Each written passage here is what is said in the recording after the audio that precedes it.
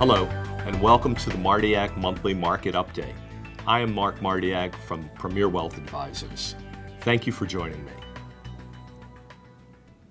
One of the major events in economic news in March was the first press conference for Federal Reserve Chair Janet Yellen.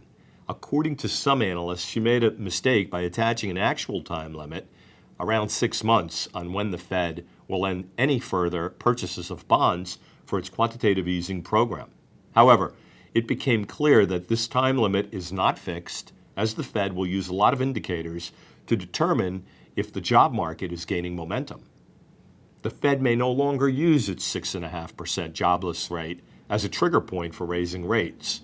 In general, the Fed confirmed that it is somewhat more positive on growth prospects. Yellen said on March 19th that policymakers may increase the federal funds rate, which banks charge each other for overnight loans, by the middle of 2015. Fed board members cut the monthly bond purchases to $55 billion from $85 billion in 2013.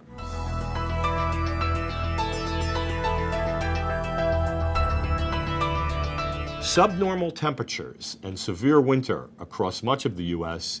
in early 2014 have been blamed for multiple instances of weaker than expected economic data.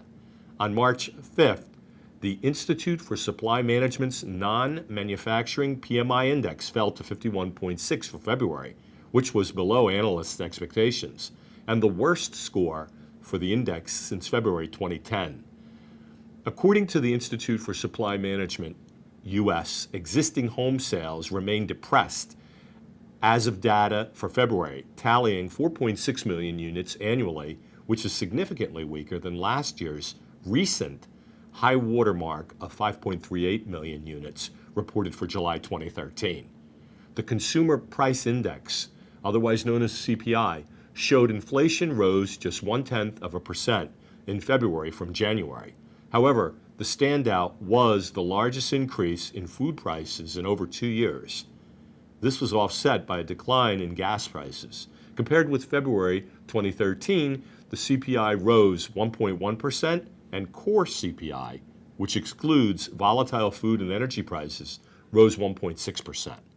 These levels are well below the Federal Reserve's target rate of 2%.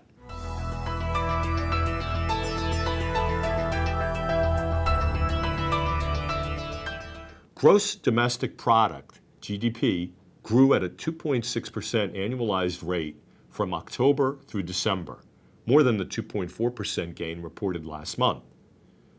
Figures from the Commerce Department showed Thursday, March 27, 2014 in Washington.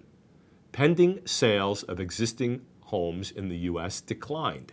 Contracts to purchase previously owned U.S. homes unexpectedly fell in February for an 8th straight month, a sign of further weakness in the industry. The index of pending home sales decreased 0.8% after a 0.2% drop the prior month that was previously reported as a gain. Figures from the National Association of Realtors showed March 27, 2014 in Washington.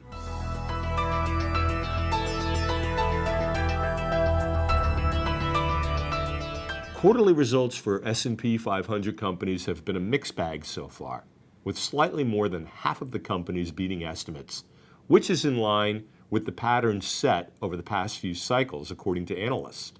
Still, the trend so far this quarter has been favorable, even though it's still early in the season. Early data shows that 4.4 companies have reported higher earnings results for every one that has reported lower earnings, according to Bloomberg News analyst. The leaders and the laggards for the first quarter look similar to fourth quarter 2013 results. Again, according to Bloomberg News analyst, the telecommunications sector leads with anticipated growth of 38%. The consumer discretionary sector is the estimated secondary leader of the first quarter growth at 8.7%. Analysts estimate the energy sector will be the biggest laggard for the first quarter, with negative growth of 5.6%.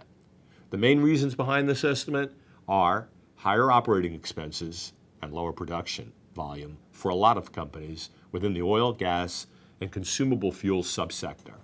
However, analysts expect things to turn around in the subsequent 3 quarters of 2014 and to result in calendar year growth of 8.3%.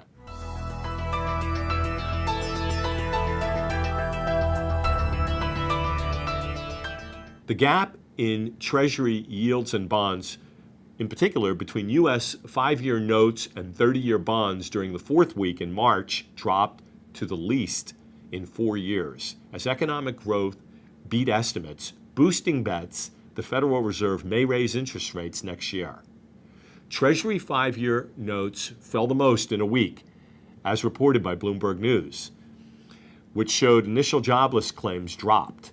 Short and medium maturity treasuries tumbled after Fed Chair Janet Yellen suggested on March 19th that the central bank may end its bond buying program in the fall and raise borrowing costs 6 months after that as the economy continues to strengthen. Jobless claims decreased by 10,000 to 311,000 in the period ended March 22nd, according to Labor Department data, which came out on Thursday, March 27th in Washington.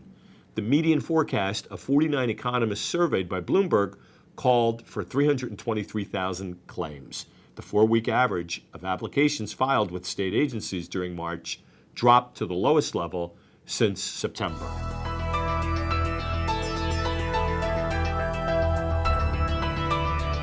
Outside the United States, economic data has continued to improve with UK GDP growth upgraded to 3.4%.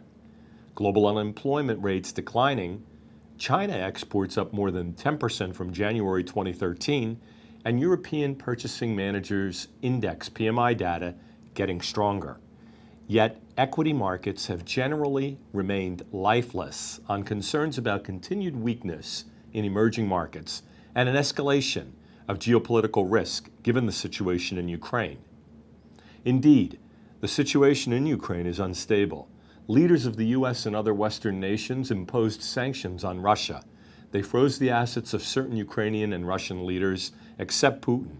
On March 20th, Standard & Poor's revised Russia's outlook to negative from stable and affirmed the credit rating, saying heightened geopolitical risk and the prospect of U.S.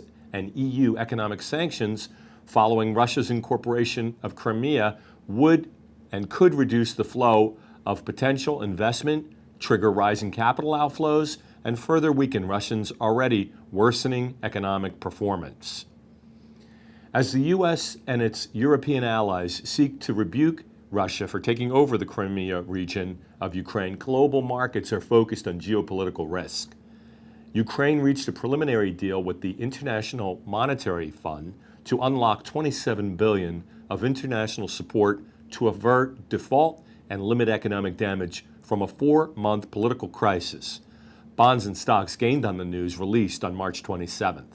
The government in Kiev reached a staff-level agreement with the Washington-based lender for a 2-year loan of $14 billion to $18 billion, the IMF said last Thursday in an emailed statement. The IMF's board must still sign off on the package, Ukraine's third since 2008, and the cabinet must complete prior actions to receive the first installment as early as April. The government, which came to power after an uprising ousted President Viktor Yanukovych last February, is grappling with an economy in danger of sliding into a third recession in 6 years, dwindling reserves, and a weakening currency. Ukrainian asset prices have also suffered as Russia's takeover of the Black Sea Crimean Peninsula sparked European and U.S. sanctions and rekindled memories of the Cold War. Europe earnings overall, 2013 fourth quarter earnings growth now stands at 0.3%, according to Bloomberg News as of March 26th. Of the 184 companies that have estimates and are scheduled to release results, 166 have reported so far. Analysts anticipate the information technology and financial sectors to lead profit growth in the fourth quarter, and they expect 4 sectors to post negative growth for the quarter: energy, materials, healthcare, and telecommunications services. Of the 15 companies that reported yearly results the week of March 21st, 9 missed earnings estimates, while 6 beat them. On the revenue front, 11 companies missed and 4 beat sales expectations. With regards to Japan, Fed Chair Yellen's reaffirmation of tapering could allow the U.S. dollar to strengthen and the yen to weaken. With fiscal policy tightening relative to last year, the value-added tax on consumption increasing from 5% to 8% and a weaker than expected GDP number, the Bank of Japan has again stepped on the monetary easing accelerator, doubling the amount that banks can borrow at low interest to boost growth lending. In the opinion of many analysts, companies that are correlated to the weakening yen may do well, such as autos, auto parts, consumer electronics, and financials. Japan's valuations are attractive relative to history and other developed markets, with a one-year forward price-to-earnings ratio at 12.5 times. Furthermore, earnings growth has been strong, with nearly 69% of companies beating expectations.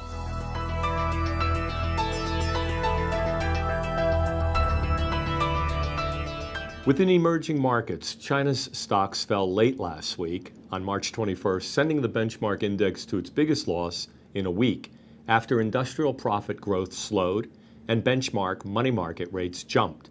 The Shanghai Composite Index slid 0.8% to 2,046.59 at the close. Industrial profits rose 9.4% in the first 2 months of the year, decelerating from 12.2% growth in December.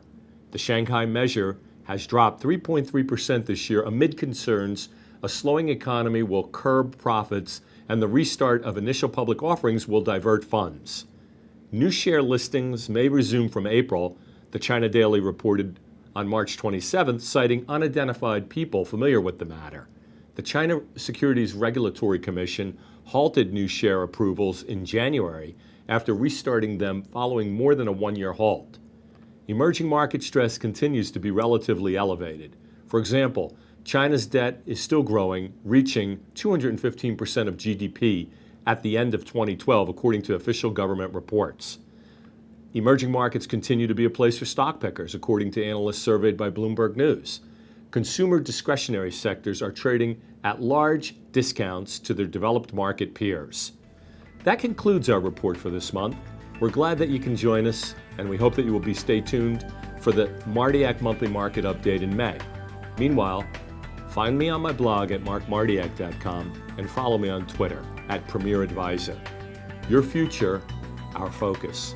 See you next time.